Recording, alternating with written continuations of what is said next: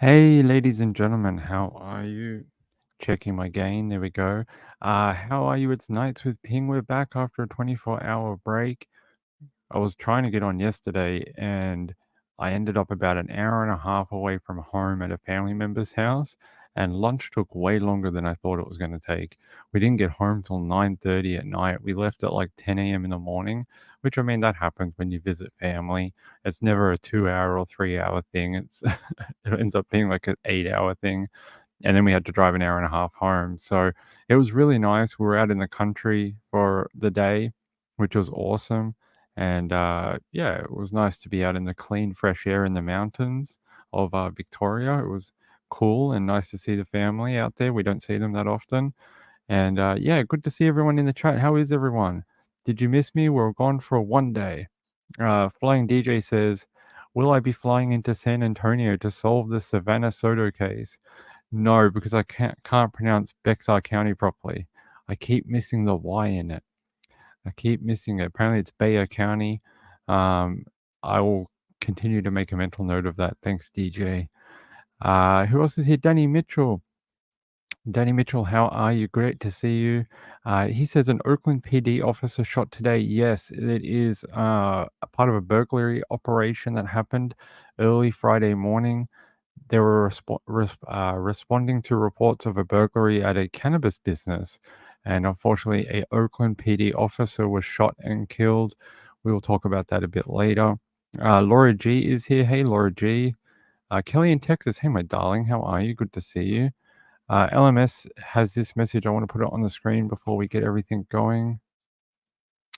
Let's give some love to our friend LMS. This is horrible. LMS says, just listening tonight, once again, laid off from another job. My town sucks when hiring is a joke. I'm sorry to hear that, LMS. I really am.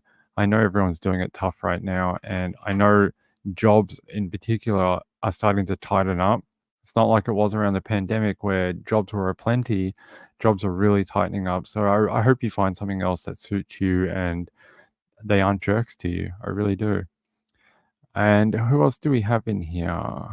Sienna's here, Laura G, Woos, Danny Mitchell. Sherry runs late. Okay, everyone's here. Moonlight View made it. Hey, Moonlight View. And Lynn D. Lynn D is here. Hey, Lynn D. All right. I'm glad you chose to come here tonight. I really do appreciate it because I know there's like 10 other channels doing these same stories. Everyone wants to talk about Savannah Soto, but, just remember we've been following it since the beginning. Emily Knob's here too. Hey, Emily Knob, how are you? And Diane Marie. Let's have a look at this. Let me get set up and then have a look at the Soto thing first. I came home from my family visit last night and my phone was blowing up with people telling me about this footage that got released, and we're going to watch it in a second. Let me get my camera turned on. It has been going crazy it had nothing and then everything just went bonkers. All right, here we go. Hey guys, I am here. The camera's wonky today. Hey camera, why are you wonky today? Hey guys, hey, how are you? There's my big hand. Whoa. All right, let's have a look. No, don't highlight me. Why would you do that? All right, let's have a look. So apparently there's this footage. You can see it here. I actually have uploaded the raw footage to StreamYard. We'll watch it in a second. It says Texas investigators have released chilling footage of persons, plural, of interest in the shooting deaths of teenager Savannah Soto and her boyfriend Matthew Guerrera, 22. The couple were found dead in his car with bullet wounds to their heads on Tuesday, with Soto last seen at her apartment on Saturday when she was supposed to be induced into labor. It says cops have now released eerie footage from an area near where the slain couple were found, showing one person driving a dark pickup truck and another driving the silver Kia Optima belonging to Guerrera. San Antonio Police Chief William McManus added that investigators currently do not believe the tragedy was a murder-suicide, as was initially suspected. Yeah, I don't think it looked that way, especially when they had contact wounds to the. I mean, it could have been, but it just didn't seem that way. McManus said the scene was complex and very perplexing, and the case is being investigated as a murder. We know that. So I want to look at this footage because this is really interesting to me. Let me get it on the screen for you. Hey, Robbie. Good to have you here. I see you in the chat. Let me get, where is it? Where is our video uploading thing? Here. There it is. All right. I've got to upload it on here because it's better quality and we can have a watch of it. So you see this ute, or what we'd call a ute in Australia, you guys would call a truck or a pickup truck, pull up, and then there's the silver Optima. Now they haven't said whether they're dead in here or not, or already killed. Although I have seen people speculate that it must be, it has to be at this point, but the police didn't make that clear. And then you see that person hop out and open this door. They grab something too, like something white, like a bed sheet. Or there you go. But that just appeared like in that doorway. Like I don't know if we can stop that, but it's sort of like it's like someone threw it to him. So is there another person on this side? That's what I kept thinking when I was watching this. Is there a third person over in this half of the truck? I don't know, but that a towel just like sort of appeared on that seat. It could be bad quality too, pixelation. You see that there's the highlighted person that they're quite a large human they are looking for. Should be fairly like they should people might know who that is in that area. Maybe they see it or know them. And then there's someone in the Optima driving the slain people's car. So it is really eerie that the fact that they actually drove that car possibly when they were already dead or being held captive. I say this almost looks like a cleanup operation. Like they want to take their fingerprints off everything with that towel or bed sheet or whatever the hell it is. They're trying to get wipe it down, wipe out anything you've touched, so you can't get any fingerprints. That's chilling. It's chilling that someone is doing this in broad, like middle of someone's street. That they're just like, oh yeah, we just killed two people. Let's wipe down the car and let's dump the car with the bodies in it. It's really, really disturbing. The fact that someone would go to one, this much effort, and two, this much coordination in, trying to cover this up. And then they drive away in two separate directions, very coordinated. They're very much looking for that person because they're the ones that you can see on the camera the most. Someone does pop their head out above this windshield very briefly. There you go. There's that person, but you can't see anything. It's so hard to see. I'm guessing there's more video. There has to be, like, not from here, but somewhere else locally. There would have to be, like, Ring doorbell, CCTV, gas station, security camera, something. They may have more than this. That's my inkling on this, that this is just the one they want to show the public. It's a great video though, isn't it? I want to see what people have to say in the chat because you guys always have way better ideas than I do. I want to see. So I originally thought it was a woman too. I emailed, who was it? I emailed someone late last night. Was it Amy? Yes, it was Amy. It was my friend Amy. I don't want to say who that is in the chat. But Amy emailed me not the other Amy, not the one from Web Sleuths, a different one that comes to this chat. She sent me the video last night, and one of the first things I said to her was, that person that hops out of the truck looks like a woman. But I have been told by other people that it's definitely a man. Some people were saying they think it's definitely 100% a male. So, or that they've been said it's a male, but I don't know. Something says to me it was a female, but Moonlight View, I would like to put that on the screen. Where are you, my dear? Here. Moonlight View says, I kind of think this is after the hit. Yeah, it could very well be. That's what it seems like to me, like a cleanup operation. They're trying to clean this up, get out of there, dump the car. I feel like if they had them captive, we'd be seeing a different video. This is the Daily Mail's version. I don't know if it's any different to the one I just uploaded. I don't think so. Mine came directly from San Antonio Police. I think mine just might have a bit more replay in it than this one. Because mine's like 4 minutes long. Hold on, guys. Sorry, the microphone's playing up a little bit. Yeah, this one doesn't show anything different or longer, but there's a bit actually in this video where it seems to jump or it has a like a skip in it. And I want to know what that is or why the police cut that out. Is it something they don't want us to see? Is it a visible license plate? Is it something like that?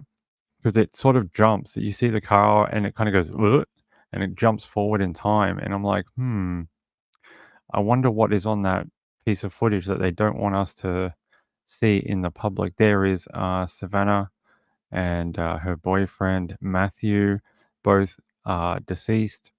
She was unfortunately due. She was due. She was supposed to have the baby that day. She was due to go into uh, to be induced in hospital and have the baby, and seems like she was killed that day. It's really horrible. She was due in the morning though, right? And this video definitely looks like nighttime. So that's a bit of a gap as well. This definitely looks like the evening, and she was due in at what, like 10 a.m. that morning? So that's a what, like a 8 to 10 hour gap between when she was due in at the hospital in the morning and when they're moving these cars or whatever they're doing. So there's a big time jump there too. Uh, Sherry Runs Late says it looks like a male. Thank you, Sherry. I appreciate that and your input because I'm in two minds, but I can see male and I could see it could be a female too. Diane Marie says they both led a very dangerous life. Yes, I have heard that the drug and gang affiliation has been sort of confirmed now, and I think his mum even confirmed that what he did for money was quite dangerous. Danny Mitchell says, "I am Amy."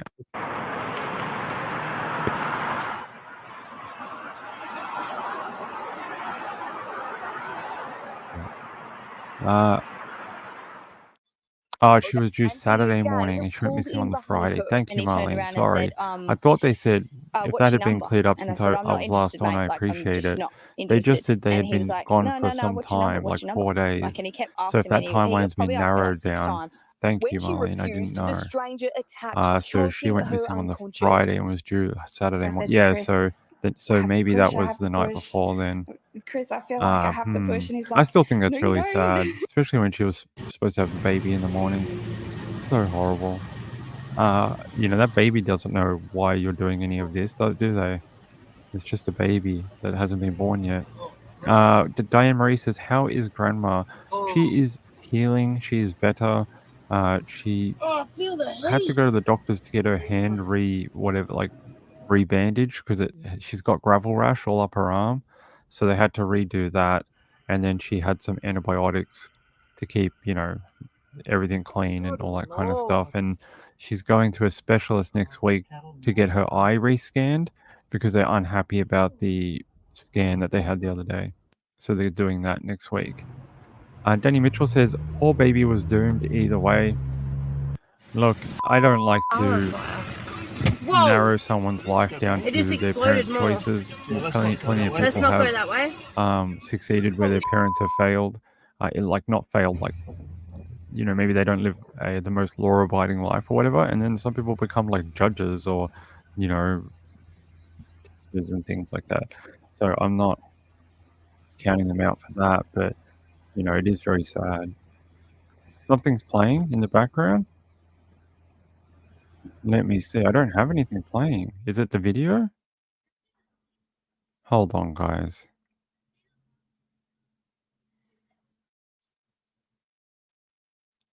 Hold on, hold on.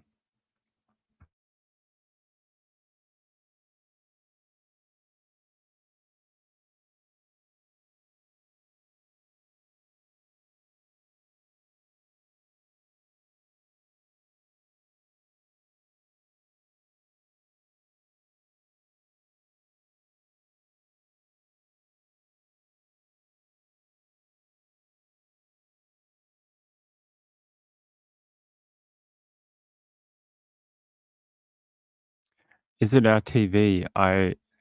Um, it was drowning you out? What? Where is it coming from? I don't have anything open. I have nothing open, guys. I have zero stuff open right now. Hold on, let me close down all my media players. I'm closing down all my media.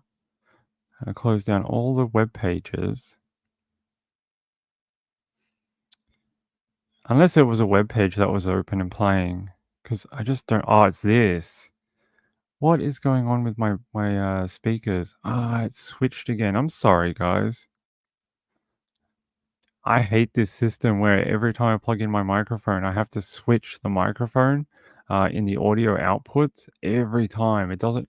It used to do it automatically on the old computer, and now on this computer, I have to switch it every single time, and I forgot jumping on. So there you go.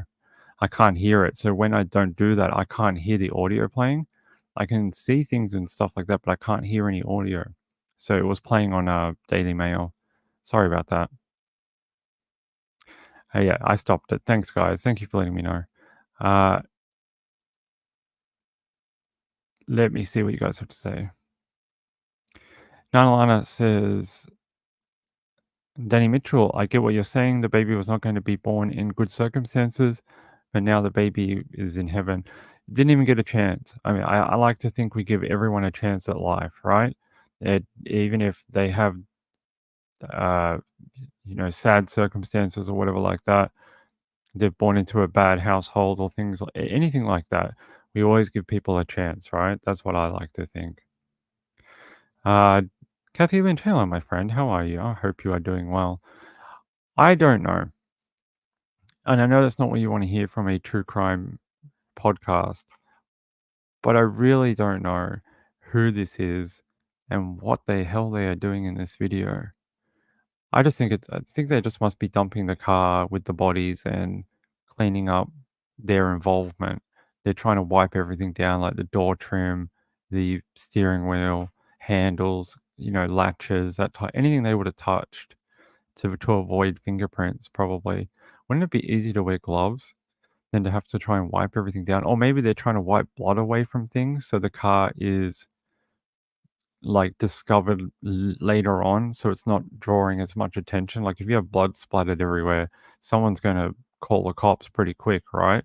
So maybe they're just cleaning that up so the car gives them more time to run. That's sort of what I was thinking. I know that's very gruesome, but try and think of it in a analytical way. Uh, let's listen to this one. Texas. I didn't see this press conference, but let's have a listen. On the 26th at about 4 o'clock, SAPD was called to assist Leon Valley PD at 5903 Danny K. Leon Valley was requesting assistance. Families of both victims were at the location and reported to Leon Valley PD that earlier in the day, they received information that the missing gray Kia Optima was at the Danny K address. When police arrived, they discovered two people in the Kia. EMS was called to the scene and they pronounced both victims at the scene. It appeared that the vehicle had been located at that location for several days. The medical examiner had identified 22-year-old Matthew as one of the deceased victims in the vehicle, and he died from a gunshot wound to the head. The manner of that death is still pending. The second deceased victim has not yet been officially identified by the medical examiner. However, I think we can be confident that that second victim was Savannah. This case is being investigated as a capital murder case. We have a video here that we're going to share with you. We have already put it out on social media. You may have already seen it, but we're going to run this video here today. We are hoping that someone is able to identify the individuals. Detectives are hopeful that surveillance video will lead to the events leading up to their death. There's a pastor here.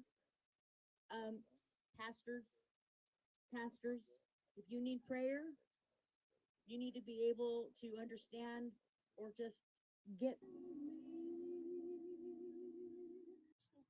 That's from Eagles Flight. And just thank you for answers and some kind of closure. Is this like a ceremony, like a vigil for Savannah? Is that what's going on in the end of this video? That's what I'm trying to say. Either a vigil, like some. Oh, wait, we can't play music. Sorry, we can't play any kind of music. Otherwise, we'll get banged or banned, whatever the word is. We won't get banged. I don't think that's the right word. Banned is probably the word. We'll get definitely in trouble by YouTube's. So there you go. You heard it from them. They released that video. I don't know.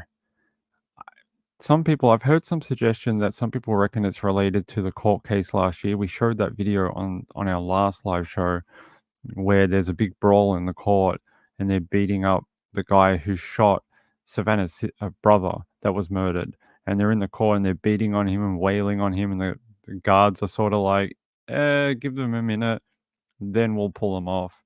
Like they were not in a rush. They were sort of just like, just give them some time and then we'll jump in. They just really like didn't want to do it. Um, yeah, I don't know if it's related to that. I've seen some people suggest it's related to drug dealing and it's some sort of turf or money owed. Wouldn't surprise me. I mean, we've seen very brutal crimes related to drug trafficking and drug dealing. I mean, this image here doesn't put any hope into a lot of people's heads of something good, does it? I mean, I know this is sort of a meme and people have done this before. I've seen this photo done by 20, 30 different people. It's sort of like a showing off kind of thing, or almost like I don't know. It's just a bragging type thing, I guess. And then some people were suggesting that this is a gang sign, that he's doing some sort of like local gang sign east side or something. I have no idea. I'm not in any gangs, but could be. I know his mother said that he was definitely involved in something that was dangerous of how he got his money. She said that on Facebook, basically that what he does for money is not, safe. Diane Marie says, as they say, there is no honor among thieves. True. Laura G, I think you have an interesting point here. Laura G says, how would one person manage to kill them both without trying to run or escape? Do Kias have child locks to keep people in? I think most cars have a child lock, right? I'm pretty sure. I think it's a standard. I think you must have it in certain cars. Diane Marie says, I believe they will be caught soon. I have a weird feeling, and this is just going off gut instinct. I have a feeling that the cops know more than what they have released. And I know that's such a true crime trope and sort of stereotype. Like the cops know everything, but they can't arrest them because they don't have the evidence. But this one, I just have a feeling they know a lot more than what they're telling us. Especially with the jump cuts in the video they released. There's things they've sliced out of that video. The time jumps forward in a couple of places, and there might be something in there that they just don't want us seeing. Hey, Emily Narb. Okay, go be with your company. Burnt Popcorn says, can't believe these guys show off money and jewelry like that. I've never done it. I can't say like why they do it. It's not my thing, but maybe it's some culture thing. I'm not like, I'm not in that culture, so I can't confirm why or how they do it, but life is cheap to these people. Someone brought up, I saw some weird take last night. Someone's like, what if it's cartel related? And I'm like, really? Cartel? I mean, I know there's cartel in anywhere near the border, and especially in Texas, Arizona, Southern Cal, even up into some of the northern states, like not northern, but even into Tennessee. I've read about there's cartel operations up in there, but I don't know. I'd want to see more proof that it had anything to do with that before we started talking about them. I just, people jump to them all the time because they're so violent, but most of the time it's something localized, something people know or the victim knew about. Like they had some sort of confrontation or They owed people money, they crossed someone, someone local, someone on the same turf. It could be anything like that. Killing the baby, though, is a step far, I think. That's right. Kenny Williams says, yes, he was in the back and she was found in the front passenger seat. That's a weird combination, right? You would think if it was a boyfriend and girlfriend driving the car and she's pregnant, she'd probably be in the passenger seat and he'd be in the driver's seat. I mean, pregnant women can drive, but if you're doing the nice thing for your partner, of course you don't want her to drive and be uncomfortable or whatever. So it sounds like he was booted out of the driver's seat at some point, and she was kept in the passenger seat. So they looks like they were driving at some point in time. Oh, Kathy Lynch says, I missed the full explanation of what happened to your grandma. I don't want to go through it again. We did that the other night, but I'll give you a quick rundown. On Christmas Eve, she was hit by a reversing car. She was walking to the shops near her house and she walked past a property. And as she walked past, a car like jutted out without warning and knocked her down.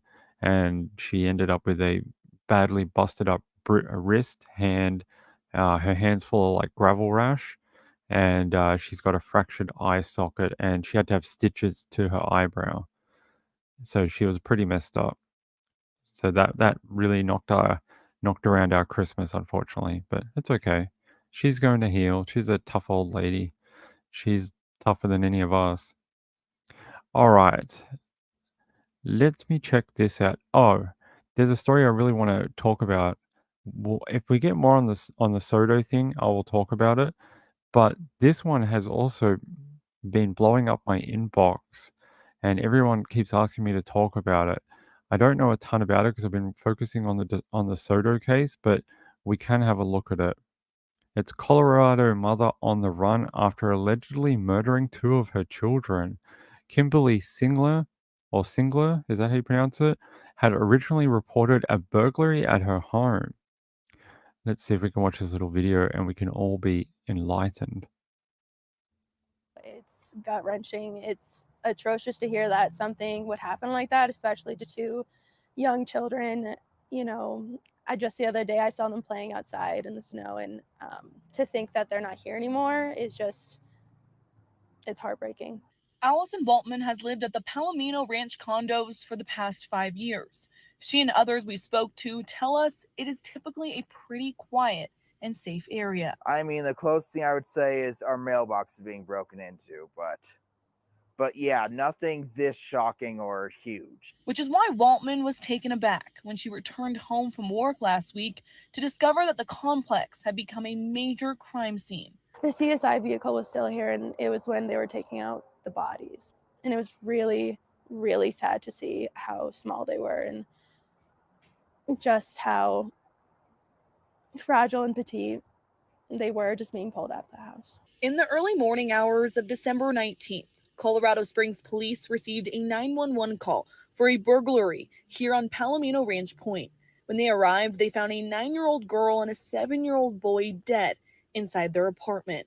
They also found Kimberly Singler and her 11-year-old daughter injured, requiring a trip to the hospital. Pretty much that whole yard, that area over there was pretty much taped off, and a lot of police here as well. But the farther detectives got into their investigation, they came to believe there was never any burglar. Now they're looking high and low for Singler, who now stands accused of first-degree murder, attempted first-degree murder, child abuse, and assault. I work with kids, so just seeing the pure innocence that kids have, and then thinking that someone that they trusted to care for them, and someone that they trusted to take care of them and to love them and to cherish them, especially so close to Christmas. I mean, it's saddening, and it's horrible.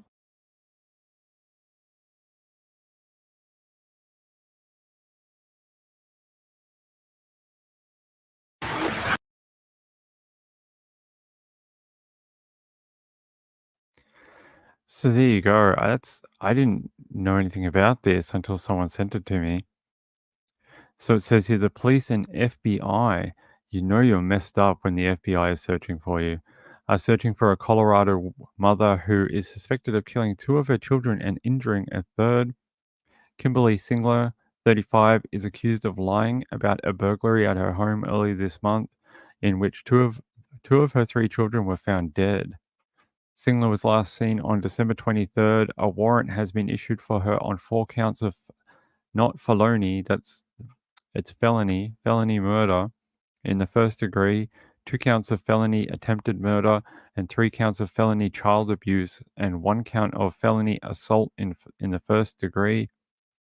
After receiving a 911 call for burglary on December 19th, Colorado Springs police responded to the scene to find Singler and an 11-year-old girl both injured, as well as a 9-year-old and a 7-year-old who were both dead. The mother and her injured daughter were treated at the scene before they were transferred to an area hospital. Upon further investigation, police said the initial report of a burglary was unfounded.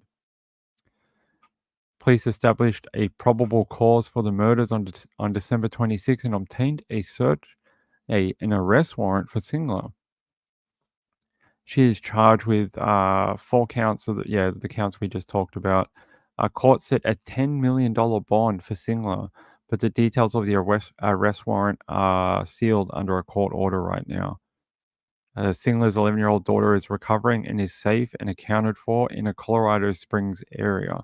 So she killed 2 of her children, almost killed the third one, got taken to a hospital when she said it was a burglary, and then absconded and left her 11-year-old daughter in the hospital. I mean, lucky for the 11-year-old in a way, because I think if she went with mum, mum may have killed her at some point. So great news that the 11-year-old is in safety in the hospital and being cared for. But what a strange case or a strange crime. I'm just trying to find a different. Here we go. It says court docs reveal custody battle involving Colorado mother accused of killing 2 of her children.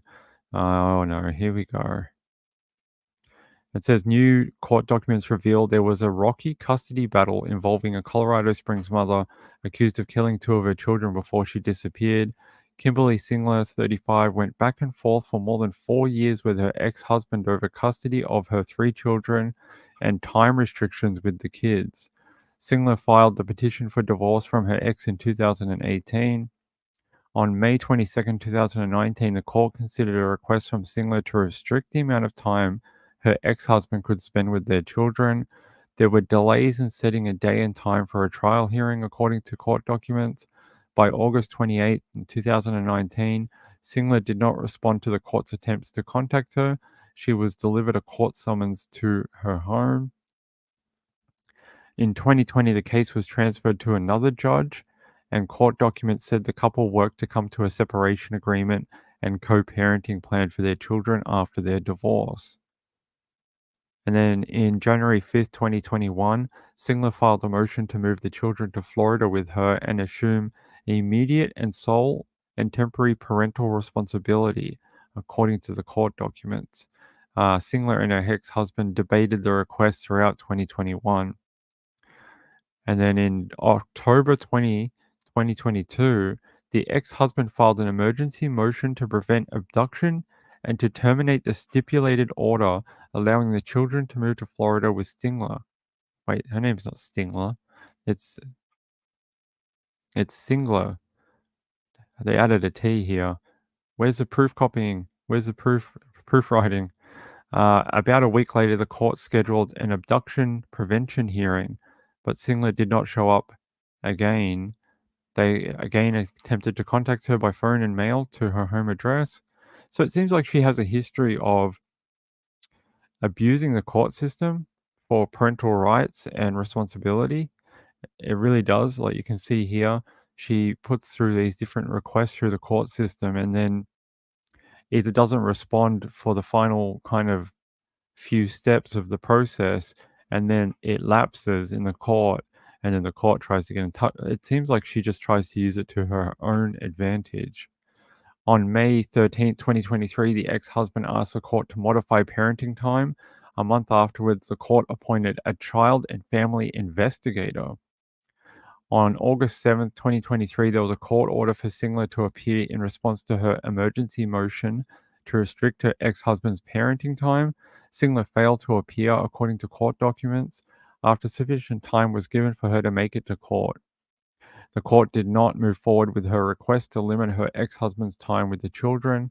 She then again filed to restrict her ex-husband's parenting time on August 22nd, 2023. There was a delay in Singler arriving in court.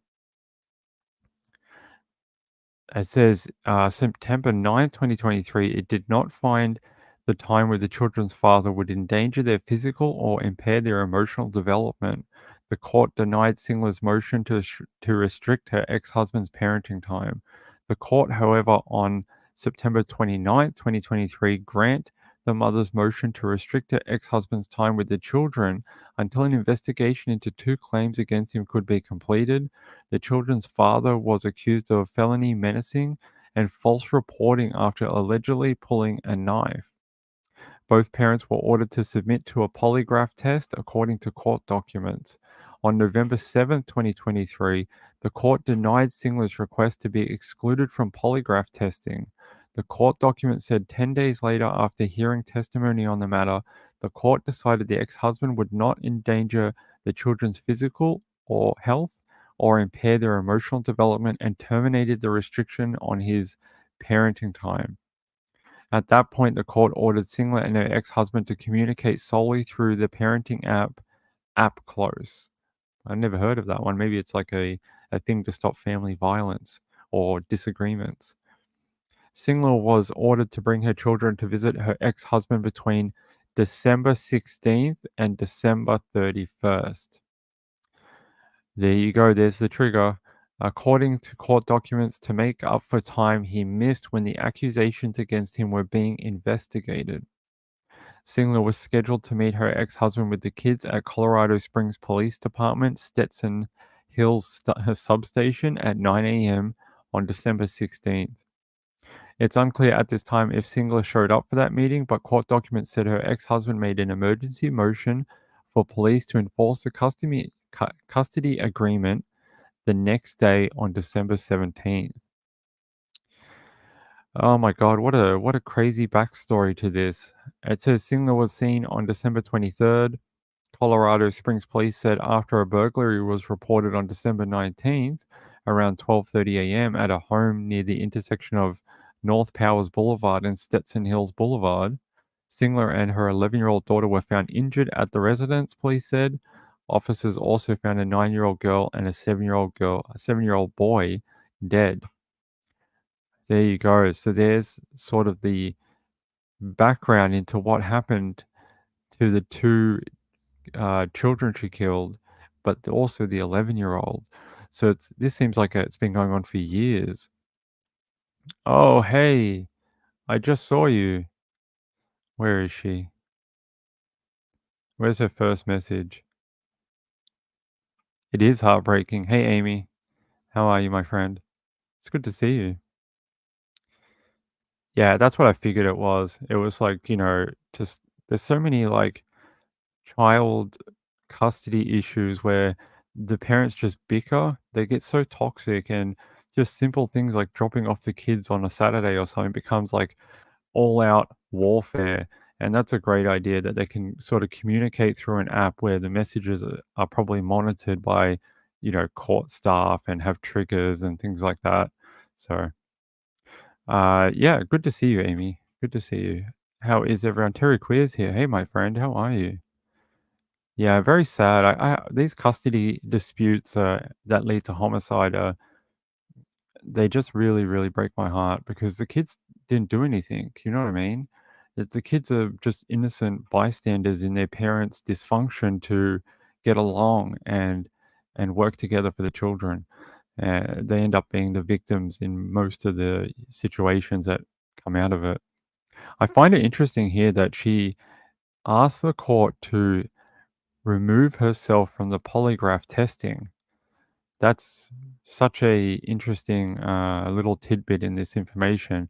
So does that mean she knew she'd been using the court as a weapon against her ex-husband? I just wonder. It's quite common, unfortunately, and I'm not saying women do it more or men do it more. Both parents use the court system as weapons against each other. It's not a male or female issue. It's a divorce and custody issue. It happens a lot. Courts even know about it. Uh, that's really cool. I didn't know this. I don't know if we have this down here. It says, in most states, it's admissible in court. It helps expedite resolving issues in court and cut the cost of lawyer fees. It allows video and audio documentation. So you can just like, when you hand over the children at 4 o'clock, like you could take a video saying, I'm handing over the children at 4 o'clock.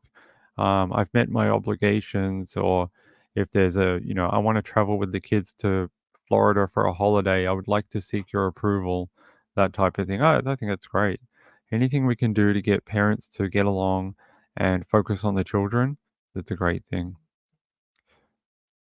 Sean is being quiet.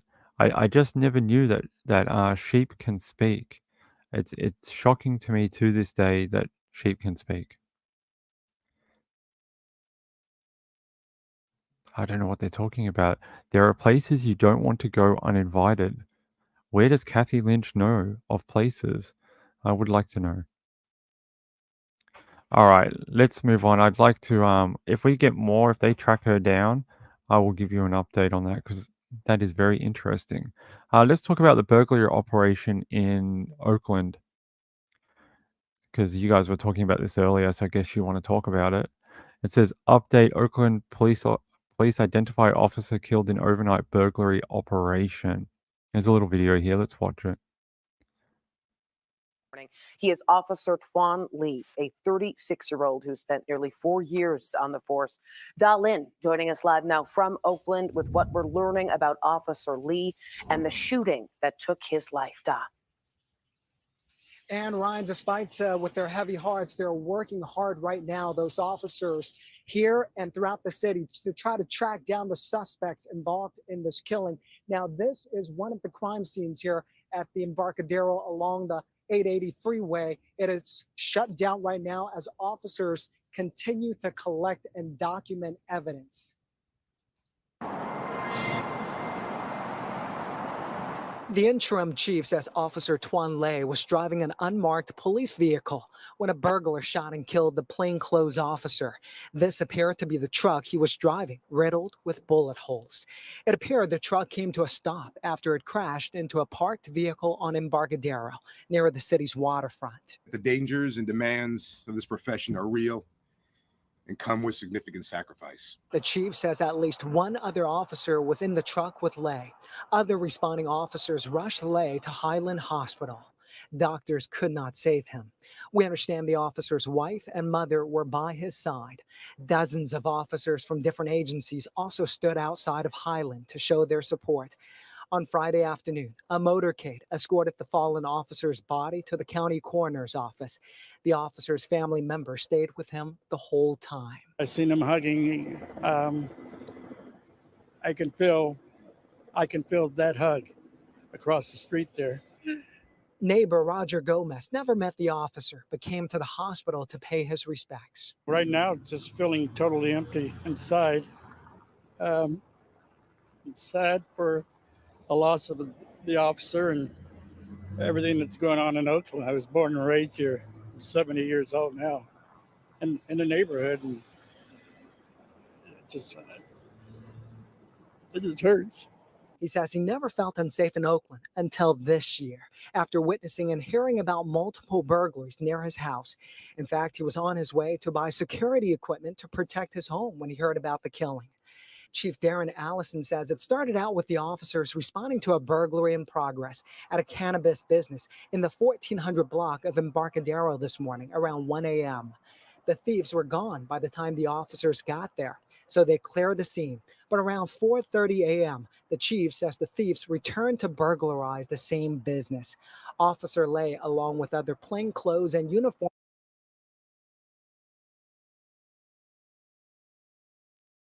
So apparently, it was burglarized once. The cops cleared the scene, and then the thieves came back again to burglarize the business once more, and then the cop was shot. I I mean, how brazen to go back again just like hours, moments later. I mean, it just shows you. I mean that the shooting of the cop should have been no surprise. I guess they were so most burglars will just run off as soon as the cops come. They don't want to be caught. They'll take off. They ain't coming back anytime, at least that day. For them to come back very, very quickly is uh, concerning. Concerning, and it's sad that a cop got shot. You can have the biggest disagreements with how police work. You can have the biggest criticisms of any police department, but these people that go there to work every day are still human. They still have families, and they still have people who are going to miss them because they are now not here with us. And that's the way I look at it. I look at it like we can criticize some of the things they do, we can applaud the things they do well, but we can also mourn when they lose one of their officers too. It's really sad. He seems like he was born in Vietnam, so he was a immigrant to the US, probably trying to find his own version of the American dream. You hear that a lot from immigrants who come here. They want to find their own slice of success and a better life for them and their kids, family, uncles, aunties, all sorts of stuff. Says he graduated from the 183rd Police Academy in 2020. Said Lay served as the community resource officer in West Oakland for 2 years. He was a devoted husband to his wife. His passing leaves a void in the law enforcement community, the city of Oakland, and the hearts of those who knew him.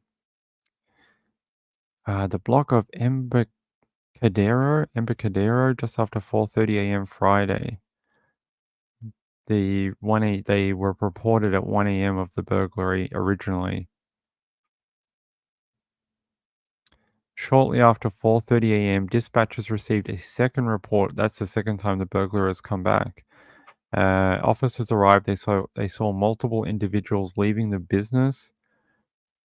As the individuals fled, one individual began shooting multiple times towards officers, hitting a plainclothes officer driving a vehicle. That officer was taken to Highland Hospital where he died of his injuries at 8:44 a.m. that morning. It says at the scene, a white Toyota Tacoma truck with bullet holes and windows shattered was seen crashed into the back of a parked vehicle. Shell casings were seen near the southbound Highway 880 entrance near 9th and Embarcadero. Yeah, this is the car they were talking about.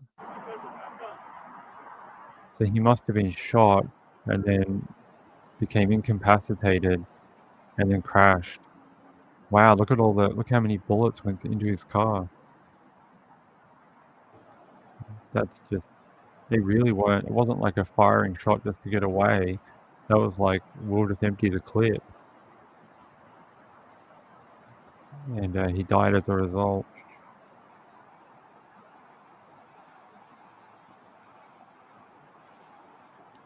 Wow, what a scene. Let me see if we have any locals. I know we have some people with, out in Oakland area. Let's see if there's any in the chat at the moment. Little Dove, hey. Hey, my friend, how are you? I'm doing alright, I'm doing okay. It's had a great festive week. I wanna know how you are. How are you recovering?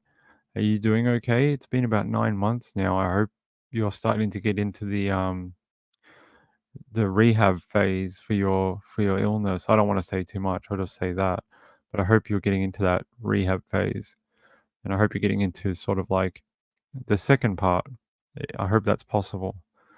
It's good to see you though, my friend, it really is. Laura G says, I'm so glad my Leo friends are either retired or have moved on to other professions. It's quite common, right? They spend a number of years on the force and then they get tired of their life being on the line all the time and their family encourages them to do something else. Okay, see you, Nana Lana. Good night. Good night. Have a great weekend. Let's see.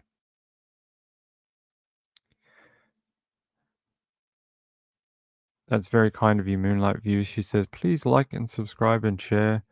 I try not talk about that too much. I read an interesting statistic the other day that said you are more likely to lose a subscriber by asking for a subscriber or than you are to gain. Like, it's some sort of statistic because people get turned off by you asking for it, so they're less likely to subscribe to your content.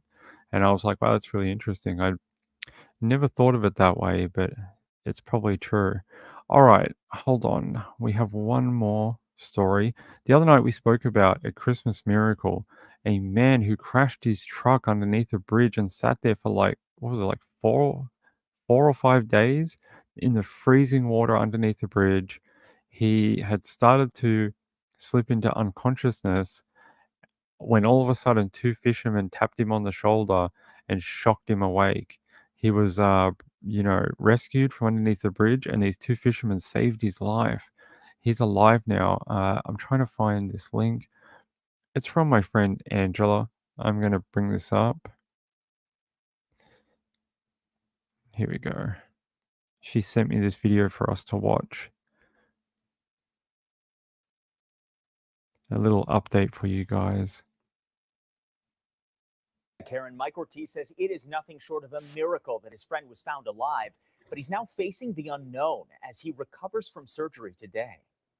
There is a vehicle. It is pretty badly damaged. I'm trying to get down to it. It's going to be on the western side of the bridge. Broadcastify.com capturing the moments first responders caught sight of Matt Riem's truck mashed and mangled underneath an I-94 overpass in Indiana. The male's conscious breathing. Riem still alive after telling police he'd been trapped there for days, unable to call for help. His phone just out of reach. The damage so bad, it took authorities hours to remove him from his vehicle. Matthew is a great guy, always smiling, coming to work in a joyful mood. He's a hard worker too, great welder. There's not enough good things to say about the guy. Riem's friend, Matt Ortiz, says the Good Samaritan fishermen who first found Riem were there at the right moment. Ortiz knows one of them personally, Mario Garcia, growing up with his children. There was a touch of luck there, but it was definitely God that brought him to the right place. Ortiz worked with Riem as a fellow union Boilermaker, going from job to job. Riem, a talented welder, Ortiz says, who's now facing the unknown. Our tradesmen, our union brothers, even from other crafts, I hope everybody gets together and helps him out. He lost his leg, and I just hope that they kind of look at how our careers go and that he may need some support at this moment. According to the Boilermakers Local 374 union, Riem had to have his left leg amputated today from the shin down due to his injuries in the crash. But Ortiz says Matt is not a man you can keep down for long. He'll bounce back from this, and he'll continue to go on his hikes and his runs and adventure. He won't stop. Riem's union issuing a statement today as well, saying in part, quote, "We are thankful Matt is alive and grateful for the men who found him. Matt's strong will and toughness speak volumes through this ordeal."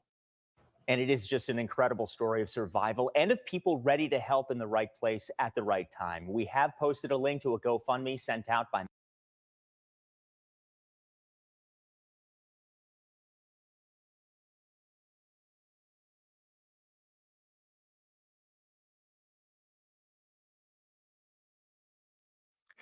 Yeah, what an update, right?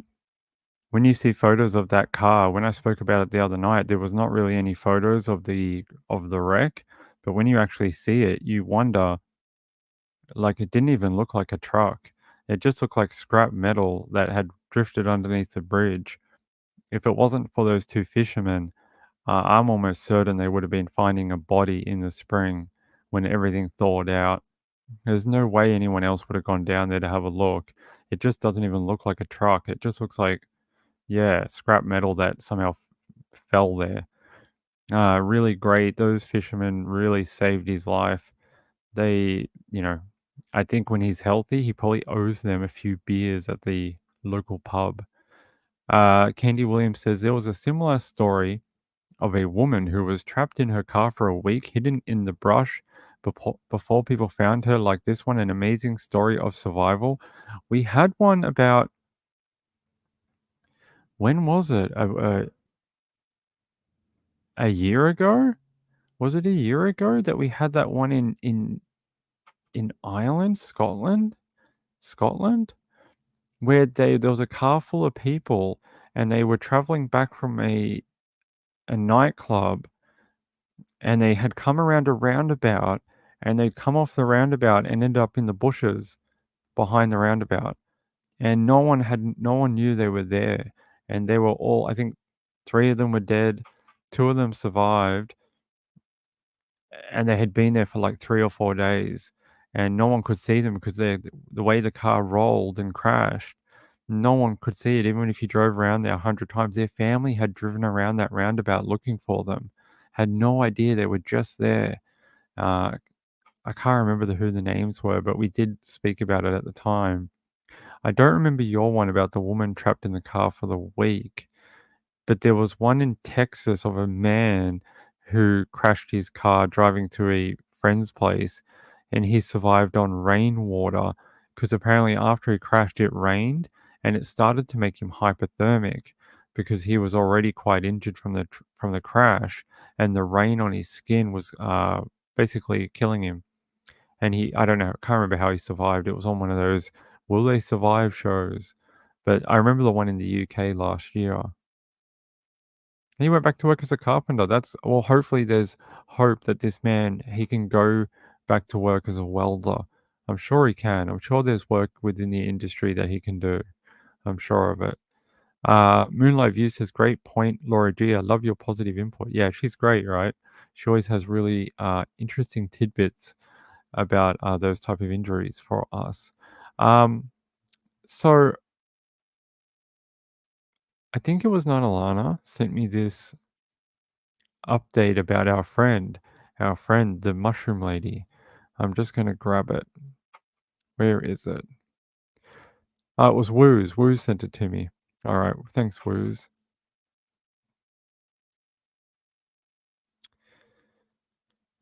So it has not been a Merry Christmas for the mushroom killer or the mushroom murderer. It says, pair arrested over theft of accused mushroom killer's car. Yes, her property, her car, her things. Apparently, her property has been broken into. Hey, an 18-year-old man and a 23-year-old woman, both from Cheltenham. Do I know them? Were apprehended in the allegedly stolen vehicle about 1 a.m. Thursday. They stole Erin Patterson's car from her property. There you go. There's the accused killer, the mushroom killer. Police say they expect to charge the pair with the theft of the red MG sedan, which was reportedly stolen after a burglary at Patterson's house on Christmas Eve. Patterson, 49, is in custody after being charged in November with 3 counts of murder after a deadly lunch was served in Leongatha in July. Investigators believe the group ate death cap mushrooms. Her large family home on the outskirts of the regional town has allegedly been robbed 3 times. What was someone doing from Cheltenham, which is here? What is someone where I live doing out in Leongatha doing burglaries? That's like an hour and 40 minutes from here. Maybe they just knew where the house was and they knew that she would not be there, and they decided to go break in. It says a Facebook post on Wednesday asked for help to track down thieves who targeted a Leongatha home. CCTV images of an alleged burglar appeared to show them outside Patterson's house. Let's see.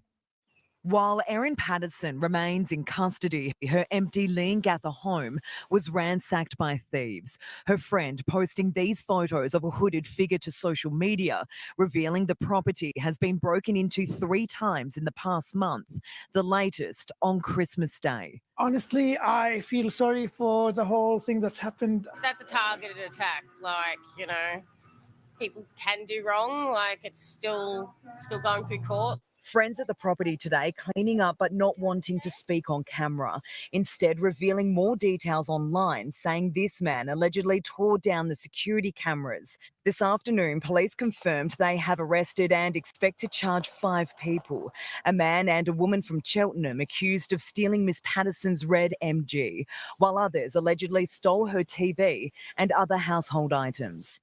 These break-ins are the latest in a series of bizarre developments linked to the mushroom saga, with more details surrounding the alleged poisoning expected to come to light as the case progresses through the courts. This was the last time we saw Erin Patterson after she was charged with 3 counts of murder over the deaths of her former in-laws, Don and Gal Patterson, as well as Heather Wilkinson.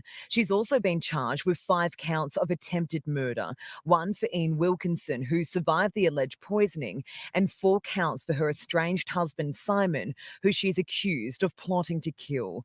The thieves seemingly taking advantage of her abandoned home. Amber Johnston, 9 News.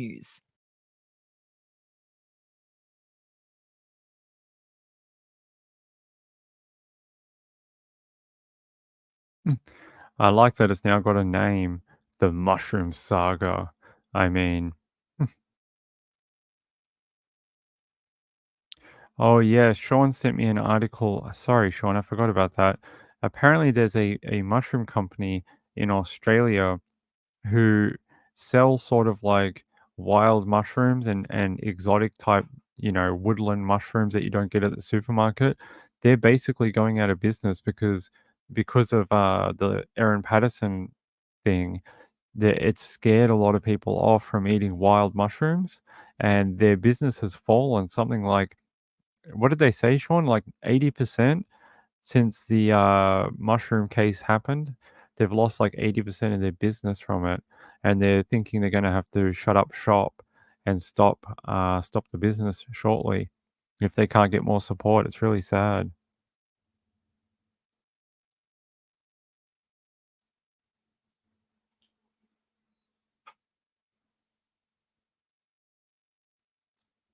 Okay.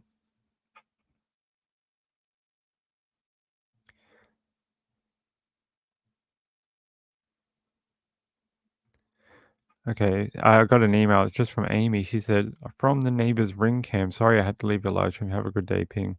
Amy. Okay, I don't know. I have no idea what she's referencing, but okay. Um, let's see. No, there was an article that came out that detailed what she would be having on Christmas Day. Hold on, I can show it to you.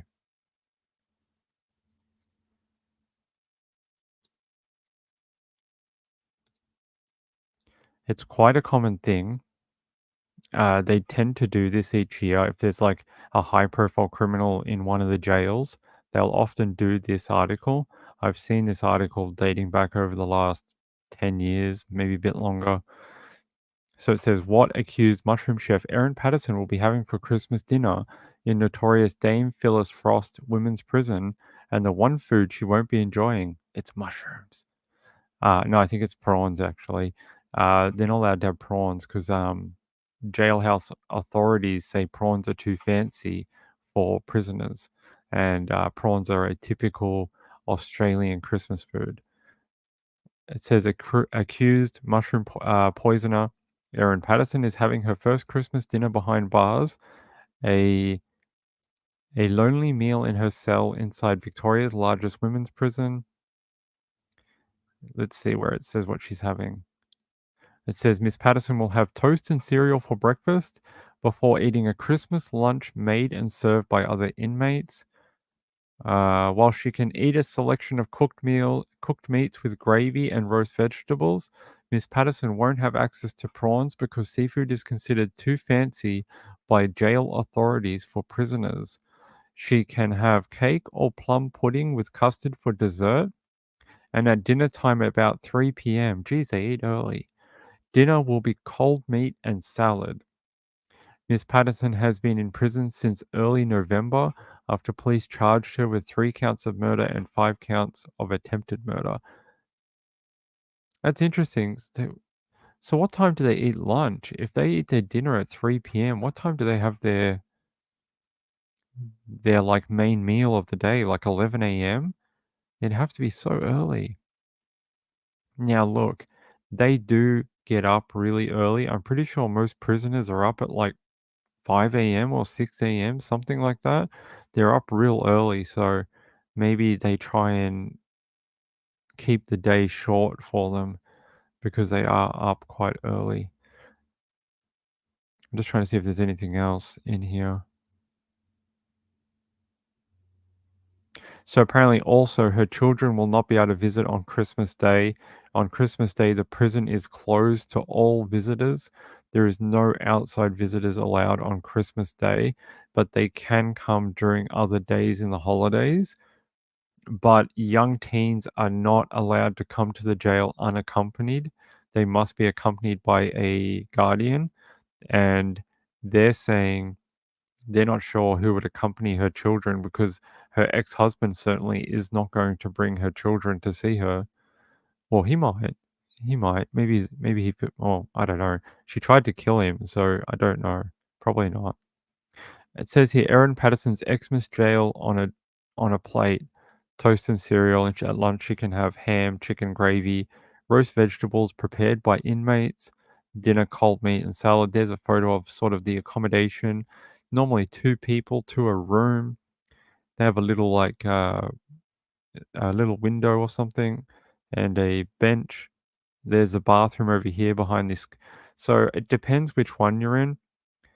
Most of them in the bathroom, you only get this curtain. That's all you get for privacy. Some of them don't even have that.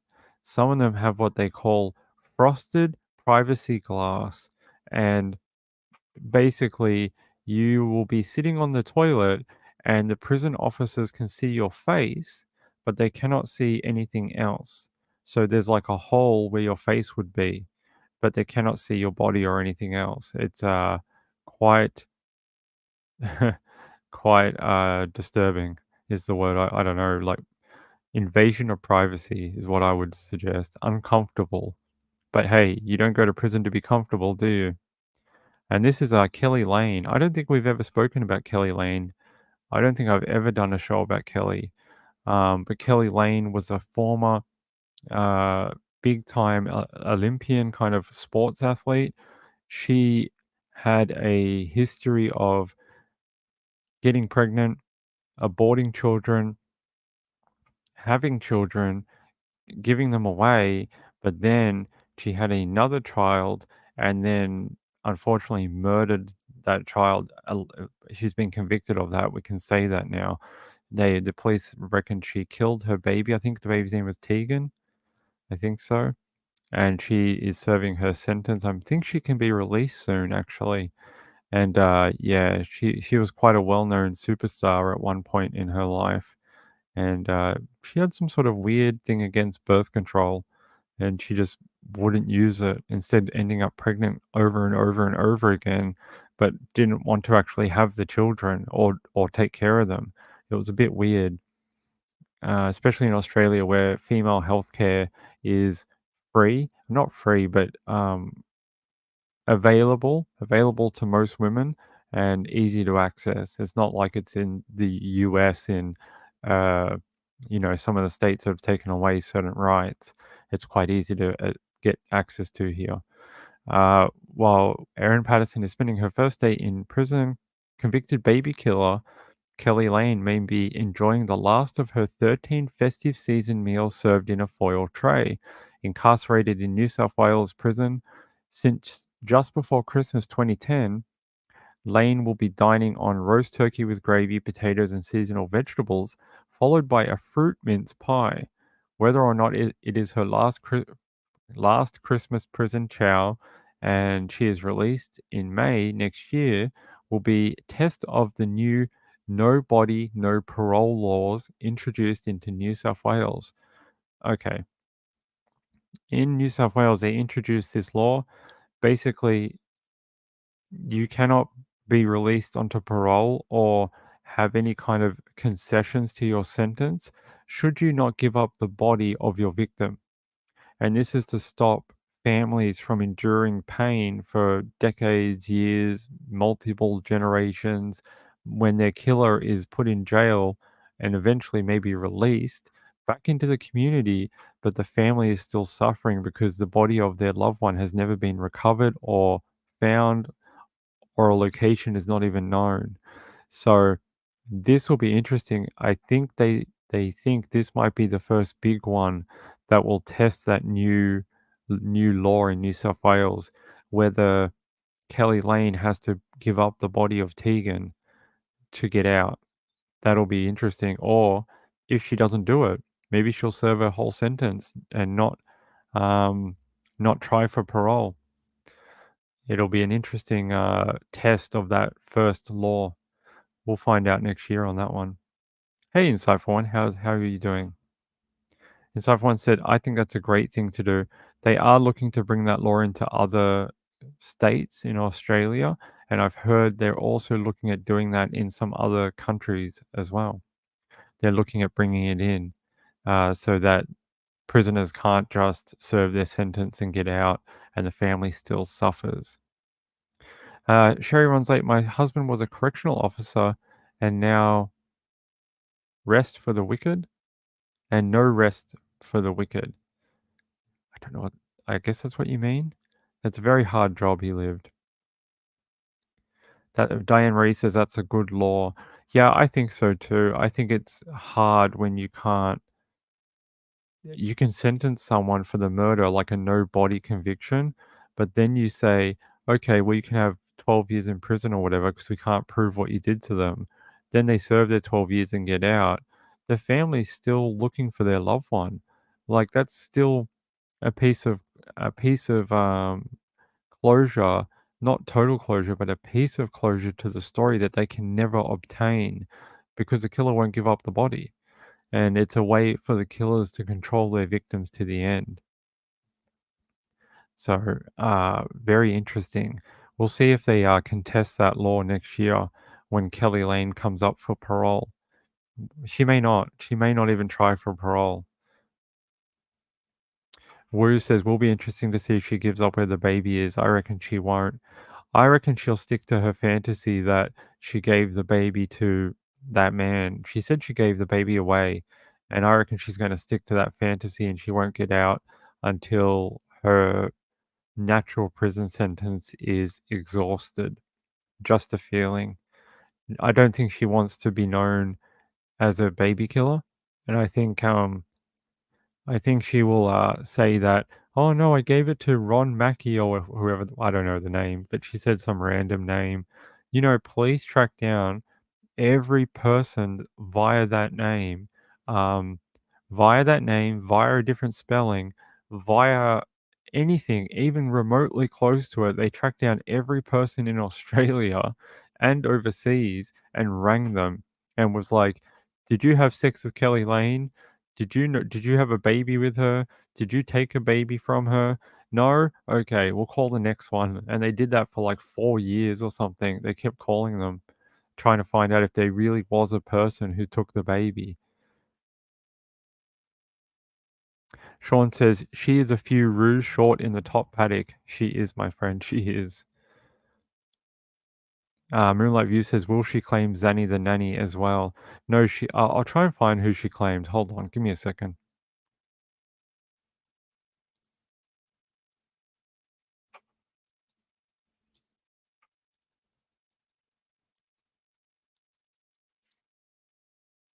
Oh, that's right.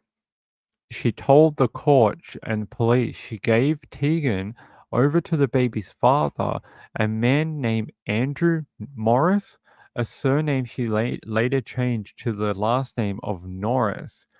Lane claimed she'd been having an affair with Norris in 2018. The convicted murderer reiterated this story in the documentary Exposed, the Case of Kelly Lane. So it's a really twisted story. If you don't know about Kelly Lane, you should look it up and watch that doco. She did she go into contractions and she went to hospital, had the baby, and then somehow slipped out of the hospital with the baby, and no one ever saw the baby again. Later that day, she ended up at I think it was like a party or something, and the baby was not there, and I think it was a wedding or something, and baby was nowhere to be seen.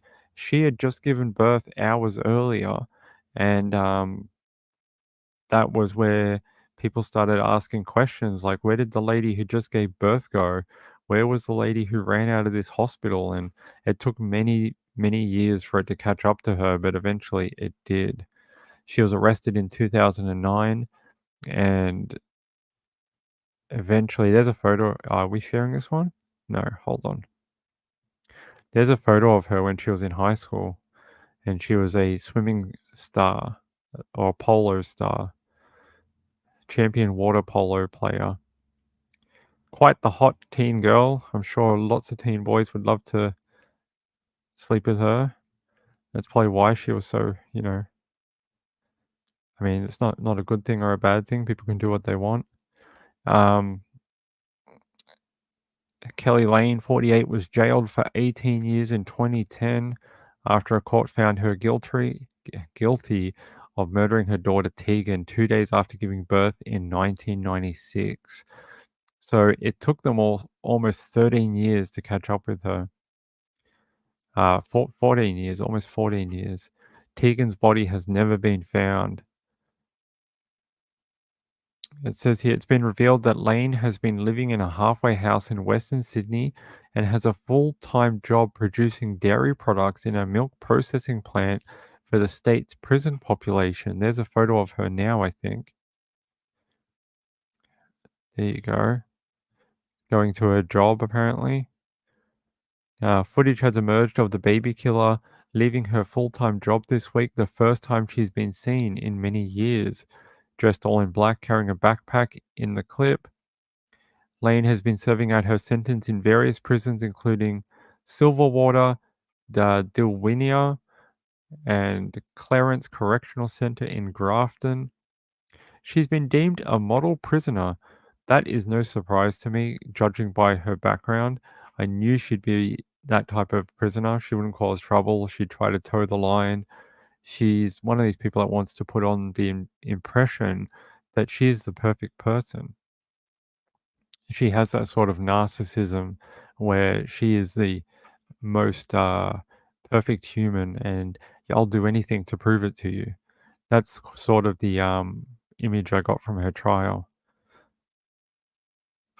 So apparently she spent time working with other inmates on diet and exercise and really improving their lives.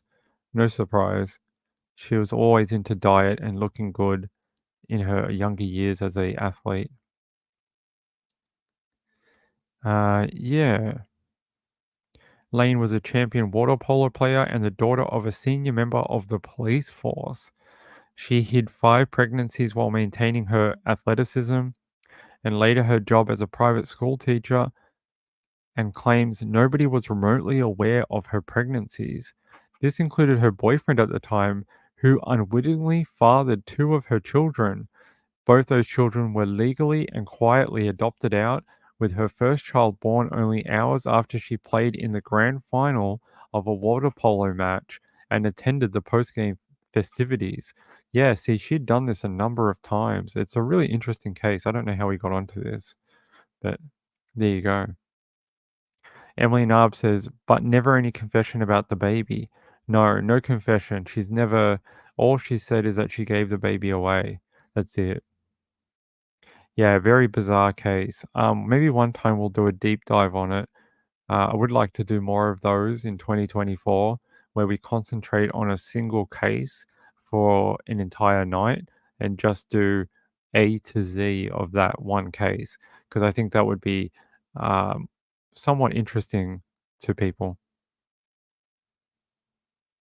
Hold on. Oh, Catatonic retweeted the show tonight. Catatonic, that's so nice. I really appreciate that. It's really kind of you. Wu says gave it away to the invisible man, apparently. Sean says women who cannot have children must cringe and curse at these stories. Yep, very much so. Very much.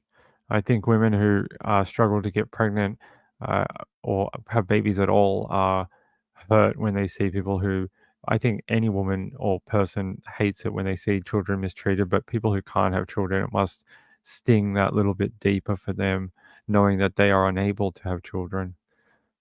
And it's quite common.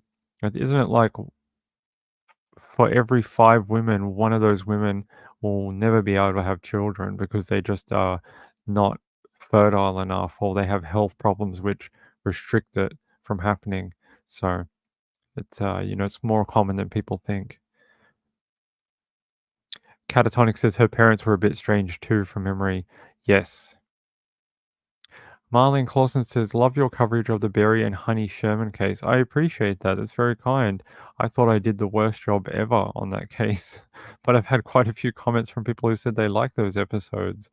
So, okay, well, maybe we can do something about Kelly Lane in the new year because we've never spoken about her. Okay, well, it's late. Okay, sorry guys, I didn't realize. I didn't even notice that everyone had already taken off to Trisha's show. I will go. I will be back.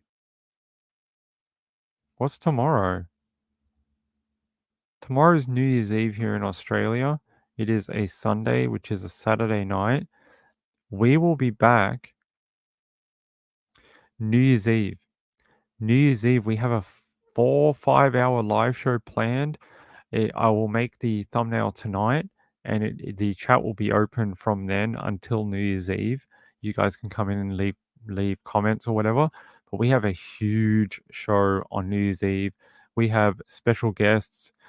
If you're having a party where you're at, let me know. Email me sundaywithping@gmail.com. I'd like to show you on the live stream with you and your friends having fun on New Year's Eve. But we'll be back on New Year's Eve. There is no show tomorrow. Oh, wait, we could probably do a show tomorrow night. Do you guys want a show tomorrow night?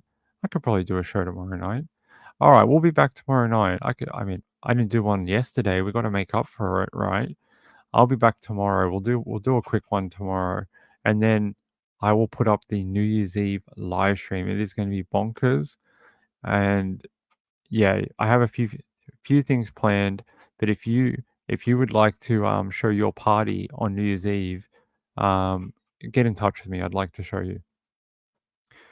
Sean says, what time in Sydney Eastern Standard Time? Tomorrow we'll be back at 9 o'clock, so 1 p.m. 1 p.m. normal time. On New Year's Eve, we're going at 11 Eastern, so it's 3 p.m. Sydney time. Then we're going till about 7 p.m. at night, Australian time. So we're going from 3 till 7 on New Year's Eve, which is New Year's Day here, Sean. So on New Year's Day here, we're going from 3 till 7 in the afternoon into the evening. But for Americans, we're going from 11 Eastern to 1 a.m. Western Coast time. So we're on about 4 or 5 hours. So there you go. All right. We'll come back tomorrow night. We'll do another show. I'll get some more updates for you. Amy, it was great to see you. I hope you had a great Christmas. I really do. And I hope you've been in good health and had a great 2023. I hope to see you more again in here. It was really nice, really pleasant surprise to see you. It really was. And to everyone else, it was great to see you too. I hope you're back here tomorrow night for more Nights with Ping. And then we'll get into the big New Year's Eve show. Yes, the new office. Any moment I'm not here, I'm working on it. As soon as I get out from here now, I'm back in there. I've got a couple of things I got to do today. And then after New Year's Eve, after the big New Year's Eve, New Year's Day stream, I'm going to go dark for about a week and finish off the new office. And then the next live show after that, we'll be in the new studio. We'll be in the new studio a year after being planning it. It'll be done. So yeah, that's it. Good night, everyone. Go see the other live streams and things like that. But I'll be keeping an eye on DeSoto. I promise. I'm going to be glued to it. All right, hold on. Whoa, hold on. I have to check this before we go.